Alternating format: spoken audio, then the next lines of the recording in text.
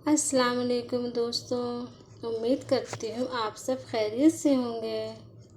मैं आपकी खिदमत में एक नई कहानी के साथ हाजिर हुई हूँ। कहानी का उन्वान है दो दिल मिल रहे थे। रागनी की आंखों में एक गहरी उदासी बसी हुई थी जो उसके मासूम चेहरे पर एक दर्द भरी दास्तान सुनाती थी। शहर की चकाचौंध रोशनी से कोसों दूर एक छोटी सी खामोश बस्ती में रागनी पली बड़ी थी।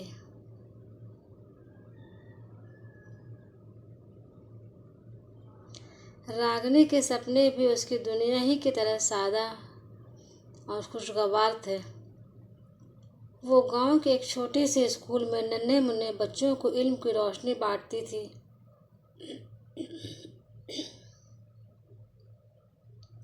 और अपने बूढ़े दादा दादी की कमज़ोर जानों का सहारा बनी हुई थी। उसकी ज़िंदगी एक धीमी रफ्तार से चलती थी, जैसे एक धीमी रफ्तार नदी चलती हो, जहाँ पर हर दिन एक ही सुकून भरा दिन पर तुलू और गुरूब होता था। उसकी हथेलियों की लकीरों में मेहनत शफ़क़त की गवाही देती और उसकी आवाज़ में एक ऐसी नरमी थी जो पत्थरों के दिल को भी मोम कर सकती थी। इस बस्ती के लोग अपने रिवायात और रस्म रिवाज से गहरा ताल्लुक़ रखते थे। उनकी ज़िंदगी में सादगी थी, लेकिन उनके दिल में मोहब्बत और खुलूस से लबरेज थे। रागनी भी इसी माहौल की पली बड़ी हुई थी, जिसने उसे सब्र, कनात और दूसरों के लिए जीना का सबक सिखाया था। उसका दिन भर स्कूल के बच्चों की शरारतें, दादी की देखभाल और शाम के वक्त गांव की औरतों के साथ मिलकर किस्से कहानियां सुनने में गुजर जाते थे। उसकी अपनी कोई ख़ास ख्वाहिश या तमन्ना नहीं थी, सिवाय उसके कि उसके प्यारे हमेशा उससे खुश रहें। एक दोपहर जब सूरज की सुनहरी किरणें बस्ती के कच्चे घरों पर पड़ रही थी, एक नया चेहरा खामोश दुनिया में नमूदार हुआ, जिसका नाम रोहन था, जो शहर के एक पुरजोश नौजवान फोटोग्राफर था। अपनी एक दस्तावेजी फिल्म की शूटिंग के सिलसिले में वो वहाँ आया। रोहन की रोशन आँखें में एक बेचैन जुस्तजू थी, एक ऐसा जुनून जो हर मंजर को अपने कैमरे के अदद से कैद कर लेना चाहता था। इस बस्ती की ज़ाहिरी सादगी में भी उसे एक अनकही कहानी दिखाई दी, एक ऐसी सच्चाई नजर आई जैसे वो दुनिया के सामने लाना चाहता था।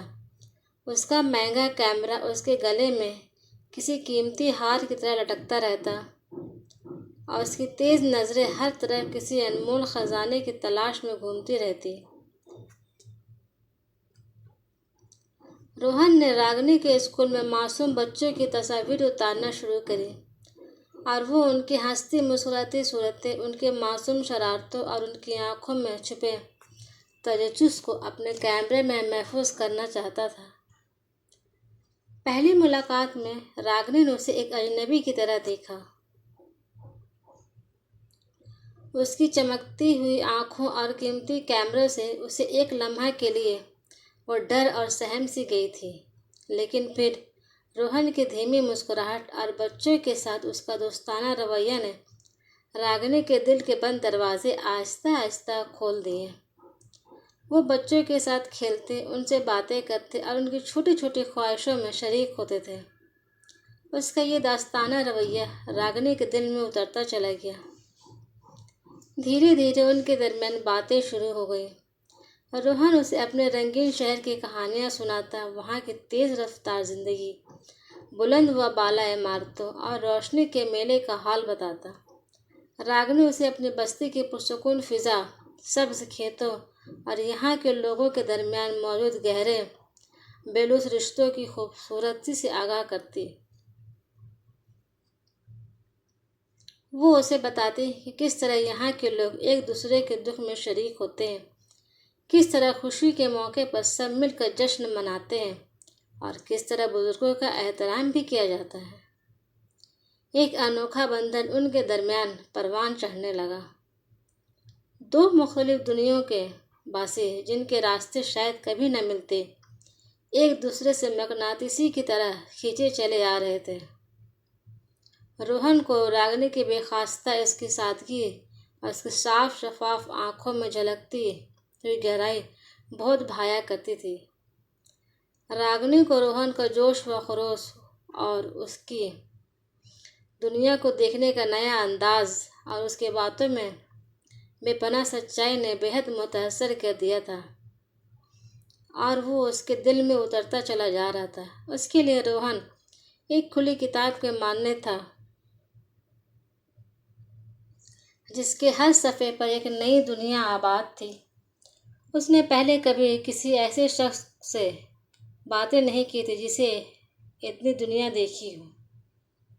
जब वह रोहन पहली बार बस्ती में आया तो उसका सारा ध्यान सिर्फ अपनी फिल्म की तैयारी पर मरकूज था। वो चाहता था कि इसकी फिल्म दुनिया भर में देखी जाए और उसे कामयाबी मिले, लेकिन अब वो हर शाम बेताबी से रागिनी के स्कूल के बाहर उसका इंतज़ार करता। अब दोनों मिलकर गांव के किनारे बहती हुई नदी की खामोशी से साहिल पर देखते और देर तक बैठे रहते थे।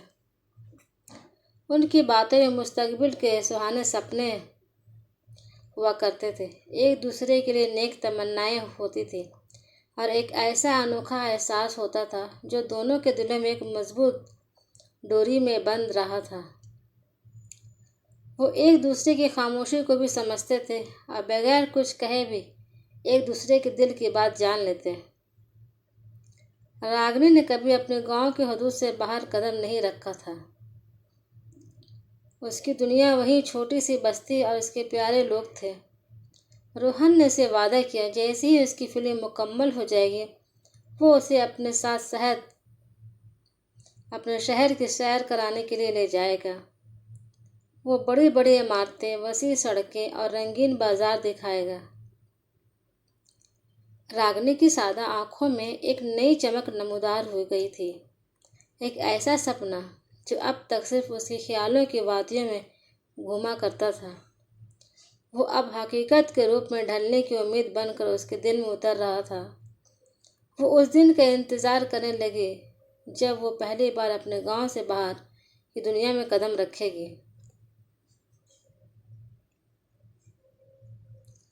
मगर हर खूबसूरती कहानी में एक नाजुक मोड़ आता है। रोहन की फिल्म का काम अब इख्तिताम के करीब था। उसे अपनी अधूरी ज़िंदगी को मुकम्मल करने के लिए शहर वापस लौटना था। रागिनी के दिल एक अनजाने खौफ से लर्जा उठा। क्या रोहन अपने किए हुए वादे को याद रखेगा? क्या शहर की रंगीन महफिलों में जहाँ हर तरफ चमक दमक है वो इस छोटी सी बस्ती और इसके बासी को भूल जाएगा?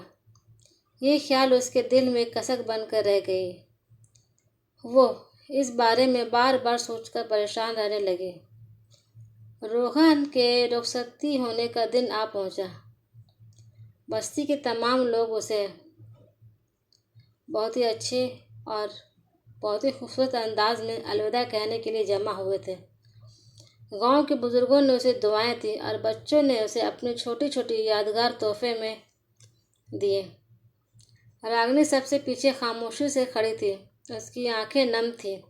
उसके अंदर छुपे उदास उदास जज्बात की अक्कासी कर रहे थे, लेकिन उसके चेहरे पर एक जब्त शुदा मुस्कुराहट थी। रोहन ने बारी बारी सबसे अलविदा कहा और फिर उसने अपनी नज़रें रागिनी पर मरकूज की। उसकी आंखों में गहरा प्यार और सच्चा एहसास झलक रहा था। उसने रागिनी के करीब आकर उसका हाथ अपने हाथों में लिया और कहा, मैं जा रहा हूँ रागिनी, उसने धीमी आवाज़ में कहा। उसकी हर लफ्ज़ में खुलूस भरा था। लेकिन मेरा यकीन करो, मैं जल्दी वापस आऊँगा। तुम्हारे शहर देखने का वादा अभी अधूरा है। और सिर्फ शहर दिखाना ही नहीं, बल्कि वो एक लम्हे के लिए रुका। उसकी आंखें रागिनी की आंखों में डूब गई। बल्कि मैं तुम्हें अपनी ज़िंदगी का हिस्सा बनाना चाहता हूँ। रागिनी ने सिर्फ एक मुस्कुराहट से जवाब दिया। उसकी आंखों से बेख्तियार आंसू छलक पड़े जो उसके दिल में छुपे हुए तमाम अंदेशों को धो रहे थे। उसने रोहन के हाथों पर पूरा भरोसा था और उसकी बातों पर भी पूरा भरोसा था कि वो कभी न मेरा हाथ छोड़ेगा और न कभी अपने वादे के खिलाफ जाएगा। लेकिन उसके दिल के किसी कोने में एक हल्की सी बेचैनी ज़रूर मौजूद रहती थी। जुदाई का लहमा हमेशा तकलीफदेह होता है। रोहन चला गया। बस्ती एक बार फिर अपनी पुरानी खामोश जिंदगी में लौट गई। लेकिन रागिनी की जिंदगी में वो पहले वाली नहीं रही। उसकी आंखों में अब एक इंतज़ार पल रहा था। एक उम्मीद की किरण रोशन थी। वो हर शाम नदी के किनारे जाती और उसे दूर रफ्तार रास्तों को तकती रहती जिस पर रोहन की गाड़ी नज़रों से ओझल हो गई थी। उसने रोहन के खतूत का इंतज़ार करना शुरू कर दिया जो कभी कभार उसे मिल जाते थे। उन खतों में रोहन अपने शहर के बारे में, अपने काम के बारे में और सबसे बढ़कर रागिनी के लिए अपने प्यार के बारे में लिखता था। कुछ महीने गुजर गए, मौसम बदलते रहे और रागिनी का इंतज़ार और भी गहरा होता गया। उसी दौरान उसने अपने स्कूल के बच्चों को और भी दिल लगाकर पढ़ाना शुरू कर दिया और अपने दादा दादी की पहले से ज़्यादा देखभाल करने लगी। उसे लगता था कि रोहन का प्यार ही उसकी ज़िंदगी का सहारा है। एक दिन जब रागिनी स्कूल से वापस आ रही थी, उसने दूर से एक जानी पहचानी गाड़ी अपनी तरफ आते हुए देखी। उसकी रफ्तार धीमी होती गई और वह बिल्कुल उससे करीब आकर रुक गई। गाड़ी का दरवाज़ा खुला और उसमें से रोहन बरामद हुआ। उसके साथ एक खुशपोश नौजवान औरत भी थी। रागिनी का दिल एक लम्हे के लिए डूब सा गया। क्या ये रोहन की कोई नई दोस्त है? रागिनी ने खुद से सवाल किया। रागिनी को अपनी आंखों पर यकीन नहीं था, लेकिन फिर भी उसे यकीन करना पड़ा क्योंकि रोहन सच में वापस आ गया था। उसकी आंखों में भी वही पहली वाली चमक थी, लेकिन अब उसमें एक और जज्बा भी शामिल हो गया था, बेपनाह प्यार और एक यकीन का एहसास। उसने रागिनी की तरफ मुस्कुरा कर देखा और उसे करीब आया। मैं आ गया रागिनी, रोहन ने मोहब्बत भरी आवाज़ में कहा, अपना वादा निभाने और तुम्हें अपनी दुनिया की सैर कराने। और ये, उसने अपनी साथी खड़ी लड़की की तरफ इशारा किया, ये मेरी बहन सायरा है। मैं चाहता था वो भी तुमसे मिले। रागिनी ने सायरा की तरफ देखा, मुस्कुराया। सायरा ने भी गर्मजोशी से उसका इस्तकबाल किया। रागिनी ने राहत की सांस ली। वो रोहन अब भी वैसा ही था जैसा वो उसे छोड़कर गया था। मैं जानता हूँ, मैंने तुम्हें इंतज़ार करवाया, रोहन ने रागिनी का हाथ अपने हाथों में लेकर कहा, लेकिन मेरी फिल्म अब मुकम्मल हो चुकी है और अब मैं यहाँ तुम्हें ले जाने के लिए आया हूँ। क्या तुम मेरे साथ चलोगी? रागिनी हमेशा के लिए? रागिनी की आंखों में खुशी के आंसू छलक पड़े। उसने रोहन के हाथ पर अपना हाथ मजबूती से रखा और सर हिलाकर अपनी रजामंदी का इजहार किया। उसके चेहरे पर एक ऐसी मुस्कुराहट थी जो उसकी रूह की गहराइयों से फूट रही थी। रागिनी ने अपने दादा दादी को अलविदा कहा, जिनकी आंखें अब प्यारी पोती की जुदाई पर नम थी, लेकिन वो जानते थे कि रागिनी की खुशी इसी में है। रोहन ने उसे वादा किया वो अक्सर उनसे मिलने आता रहेगा। रागिनी और रोहन शहर की तरफ रवाना हुए। रागिनी की आंखों में हैरत और खुशी की मिले जुले जज्बात थे। वह हर चीज़ को गौर से देख रही थी। बड़ी बड़ी इमारतें, तेज़ रफ्तार गाड़ियाँ, रंगीन बाजारें। रोहन उसका हाथ थामे उसे सब कुछ दिखाता रहा और उसके सवाल का जवाब भी देता। शहर पहुंचकर रागिनी एक नई जिंदगी का आगाज़ किया। रोहन ने उसे अपने घर में जगह दी और उसकी हर ज़रूरत का ख्याल रखा। रागिनी ने धीरे धीरे शहर की ज़िंदगी के तौर पर रहना सीख लिया। रोहन ने एक कॉलेज में दाखिला करवाया ताकि वो अपनी तालीम जारी रख सके। रागिनी ने मेहनत और लगन से पढ़ाई की और जल्द ही सबकी पसंदीदा स्टूडेंट बन गई। रोहन और रागिनी का प्यार वक्त के साथ साथ और भी गहरा होता है कि उनके दरमियान एतमाद और समझ-बूझ का एक मजबूत रिश्ता कायम हो गया। वो एक दूसरे के बगैर अपनी ज़िंदगी का तस्वुर भी नहीं कर सकते थे। एक खूबसूरत शाम रोहन ने रागिनी को एक खूबसूरत अंगूठी पेश की और उसमें शादी की दरख्वास्त की। रागिनी की आंखों में खुशी के आंसू थे। उसने फौरन हाँ कह दी। उनकी शादी सादगी से हुई। उनकी शादी सादगी से हुई, लेकिन पूरे खुलूस के साथ हुई। बस्ती के कुछ लोग भी इस शादी में शरीक हुए और उन्होंने रागिनी और रोहन को अपनी दुआओं से नवाजा। शादी के बाद रागिनी और रोहन एक खुशगवार जिंदगी गुजारने लगे। रोहन ने अपनी फिल्मों में रागिनी की बस्ती और वहाँ के लोगों की खूबसूरती को भी दिखाया था, जिससे इस बस्ती को दुनिया भर में एक नई पहचान मिली। रागिनी ने शहर में भी अपनी जड़ों को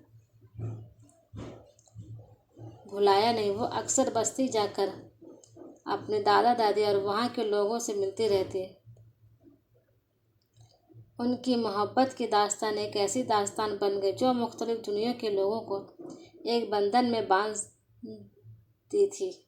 ये कहानी सादगी और खुलूस की ताकत को जाहिर करती है और ये पैगाम देती है,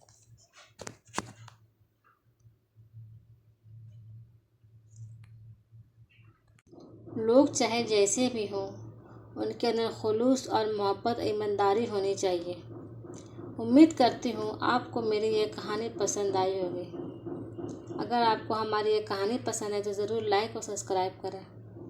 इंशाअल्लाह मैं आपके साथ नई कहानी के साथ फिर हाजिर होंगी। तब तक के लिए अल्लाह हाफिज़।